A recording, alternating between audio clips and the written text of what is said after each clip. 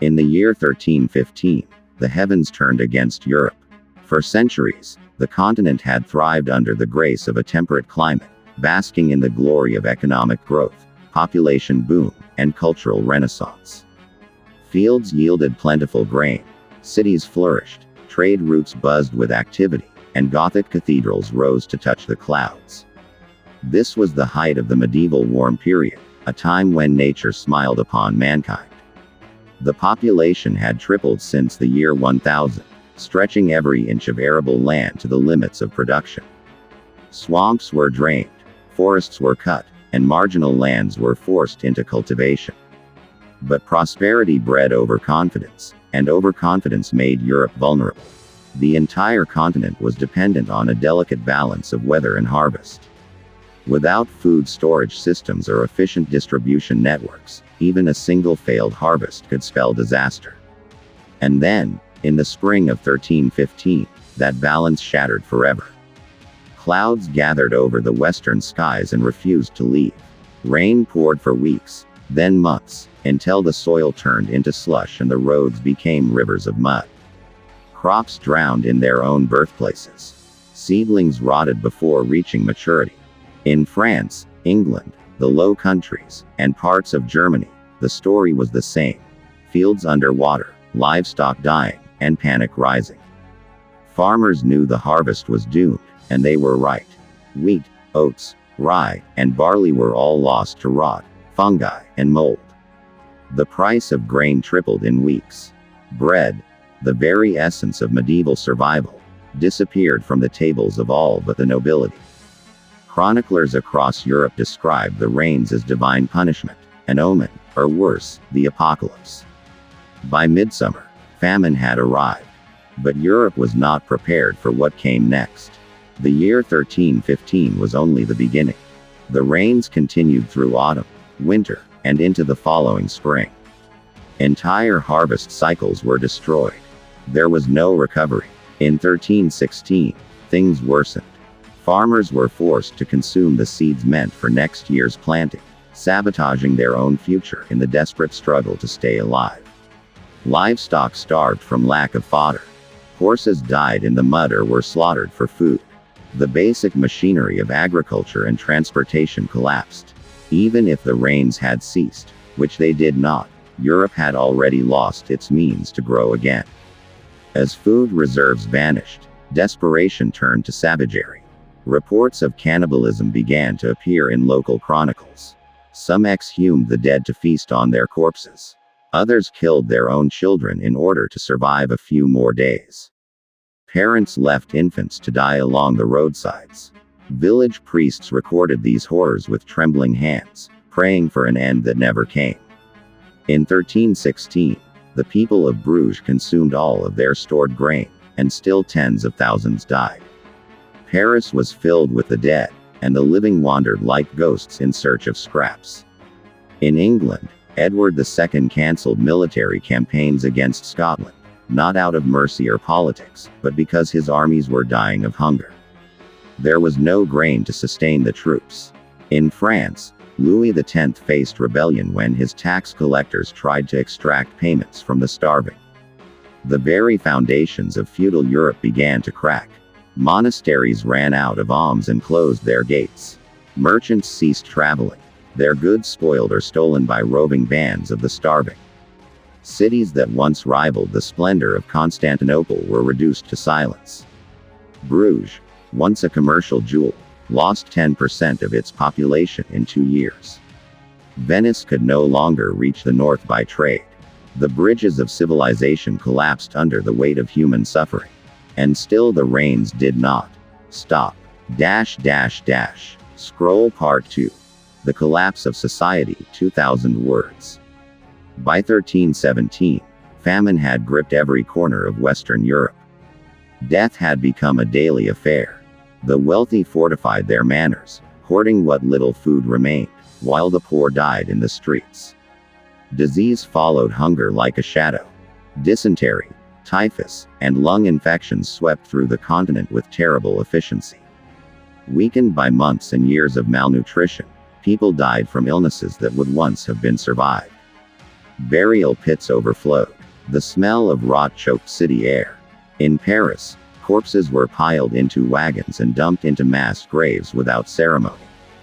In England, graveyards ran out of space. Across Germany and Flanders, entire villages ceased to exist, abandoned or extinguished. The dead were more numerous than the living. The feudal order crumbled beneath the weight of hunger. Serfs deserted the lands they once tilled, abandoning lords who could no longer protect or feed them. Landowners, once mighty, found themselves powerless. Their wealth meant nothing when there was no food to buy. They were kings of mud, rulers of emptiness. Armies collapsed as soldiers deserted en masse, choosing their families' survival over fealty. No empire, no army, no crown could withstand the slow crushing force of starvation. In desperation, kings themselves became beggars. Edward II imported grain from Ireland, but it was not enough. Louis X turned to Italy and Aragon, but merchants refused to sail. The sea itself was treacherous with storms, as if the heavens conspired with the earth to end mankind. By 1318, famine had become the new normal. Children born in this time knew only hunger. They cried not from pain, but from absence, a life where even milk was a memory. In villages, people no longer gathered in churches to pray, they gathered to divide rats and bark. Human flesh was no longer unthinkable, it was necessary. Bands of cannibals roamed the roads. Travelers were no longer robbed of gold but of food. Stories tell of nobles who were dragged from their carriages and stripped of bread by mobs with dead eyes. There was no law, no justice, only survival. Some lords attempted to enforce order, hanging those who stole. But how do you hang a man for stealing a turnip when your own son starves before your eyes? The church, the last pillar of medieval order, was overwhelmed. Bishops begged for relief, monasteries closed, and monks turned away the starving. Sacred chalices were melted to buy grain, and even the Vatican remained silent. Faith fractured. Some believed the famine was punishment for sin, others blamed Jews, lepers, or witches. Scapegoating increased. Pogroms erupted. Minority communities were massacred in the name of divine justice. Europe turned on itself, eating not just flesh, but its own soul. By 1319, there was no longer any question of hope, only of endurance. Peasant uprisings flared in France, Belgium, and England. In some areas, towns declared autonomy, rejecting both church and crown. They formed food councils, rationing systems, and militias. Most failed. The rains returned again in spring. Roads turned to sludge. Pack animals died. What little infrastructure remained crumbled completely.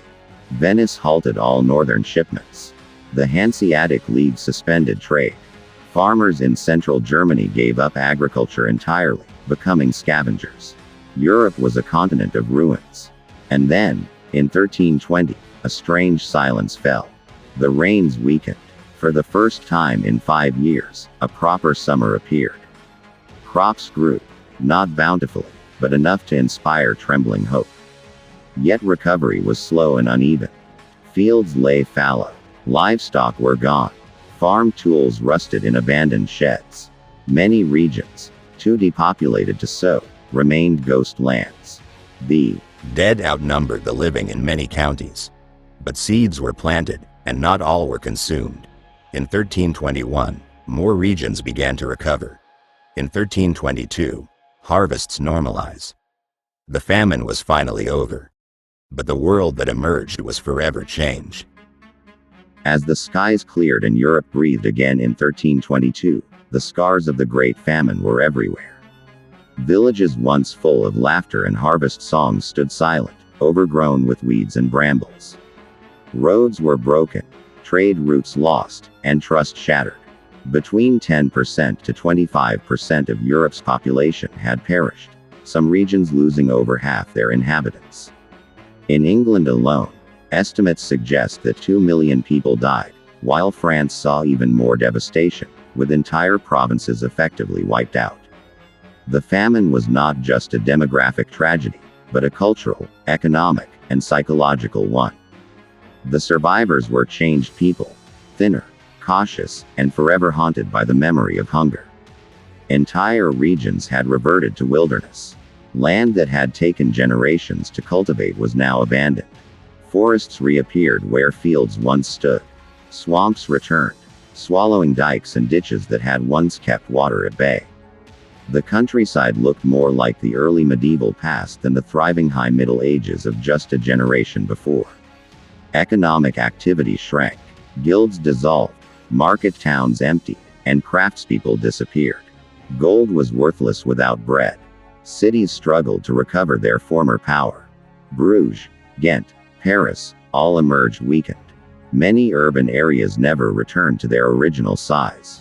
Social structures, too, had fractured. The feudal system, which had dominated Europe for centuries, could not survive unchanged. Lords who had watched their fields empty and serfs vanish found themselves helpless. Labor was now rare and precious. Peasants who once owed everything to their lords now had leverage. They demanded better terms, wages, even freedom. Many lords agreed, having no choice. A new class of freer peasants began to rise. The scarcity of labor led to the first cracks in the rigid medieval hierarchy. Feudalism, though not dead, was mortally wounded. The famine had triggered a quiet social revolution. Religion, once the bedrock of medieval life, was deeply shaken. The church had failed. The prayers had gone unanswered. The holy relics had not saved the people. Miracles had not come. Trust in the spiritual order eroded. Some clung to their faith even more fanatically, forming cults that practiced public self-flagellation, believing that suffering could appease God's wrath. Others turned away, drifting into despair or heresy. The famine had not only emptied stomachs but also emptied many souls. A slow, simmering crisis of faith had begun. The psychological impact was perhaps the most insidious. Chroniclers described a generation that grew up in hunger, their personalities shaped by fear, scarcity, and trauma. Art and literature began to reflect this shift. The once proud chivalric poems gave way to darker themes: death, judgment, and despair. Skeletons appeared in tapestries, dancing among the living. The imagery of the danse macabre, the dance of death, was born from this era. It would haunt European culture for centuries. Trade took years to recover. The roads remained dangerous, the networks fragmented. Venice, Genoa, and other trade giants lost contact with northern partners. Grain trade became localized. Cities tried to build granaries and secure reserves, but it would take generations before Europe trusted the market again. Those who survived the famine hoarded more. Suspicion replaced generosity. The memory of hunger bred selfishness, and communities that had once supported each other with kinship and cooperation became isolated and bitter. In 1323, signs of demographic stabilization began. Birth rates remained low, but deaths had decreased. Families began rebuilding, slowly. Reconstruction efforts emerged, driven by necessity. New techniques in agriculture were discussed. Fields were rotated more efficiently. Soil was improved. Tools were sharpened. And yet, the people knew it could happen again. A single year of bad rain still meant disaster. The Great Famine had taught Europe a brutal truth: that civilization was only ever a few lost harvests away from collapse. The Great Famine was over, but its shadow never faded. The 7 years of rain and ruin had fundamentally altered the path of European civilization. Once brimming with confidence in endless growth, Europe was now cautious, fearful, and painfully aware of its vulnerability.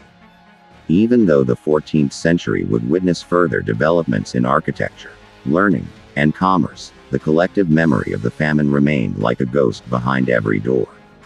By the 1330s, Europe had re-established some trade routes. Agricultural production returned, and cities resumed their rise. But everything felt more fragile. Granaries were expanded. Grain imports were treated with more urgency. Some governments began keeping records of reserves, attempting primitive food security strategies. But the systems remained limited. No one truly believed they were safe. And they weren't. When the Black Death struck Europe in 1347, the seeds of devastation had already been planted by the famine. The people were weakened, malnourished, and psychologically shattered. Immunity was low. Disease found fertile ground. Some historians argue that without the Great Famine, the plague would never have killed so many. But it did.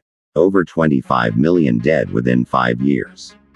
The Great Famine was not just a disaster in itself. It was the opening act of a century of horror. Climatically, the Great Famine marked the beginning of the Little Ice Age, a global cooling trend that lasted until the 19th century. The warm and gentle climate of the High Middle Ages was gone.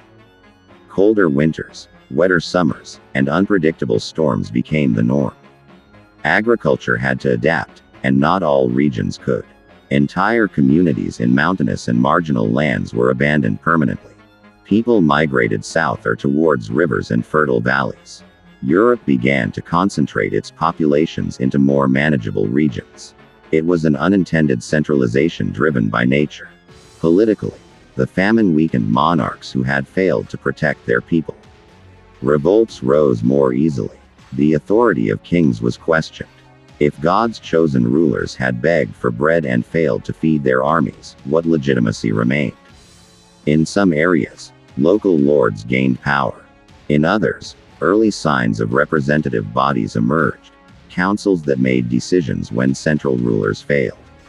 The seeds of parliamentary governance found unexpected soil in the ruins of starvation. Culturally, the obsession with death and suffering deepened. Universities reopened and philosophers wrote of human fragility, not strength. The idea that mankind was at the mercy of cosmic forces became dominant. Hope gave way to humility. Salvation was seen not in conquest or wealth but in survival and submission. Art turned somber. Churches depicted Judgment Day more than heavenly glory. The medieval mind, once bursting with expansion, now turned inward. And yet, amid the darkness, there was adaptation. The survivors of the famine were harder, smarter, and more alert. They began experimenting with new crops, including legumes and turnips. Farming techniques became more localized. Some communities introduced grain taxes to maintain community granaries. Food storage methods improved.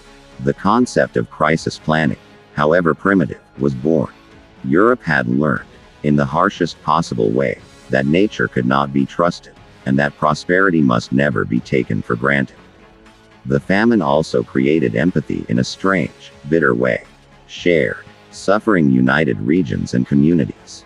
Local histories recorded not battles, but meals shared, lives saved, and strangers taken in. Songs of sorrow spread across borders. In the memory of hunger, humanity discovered a new kind of unity, not based on power or church or king, but on endurance.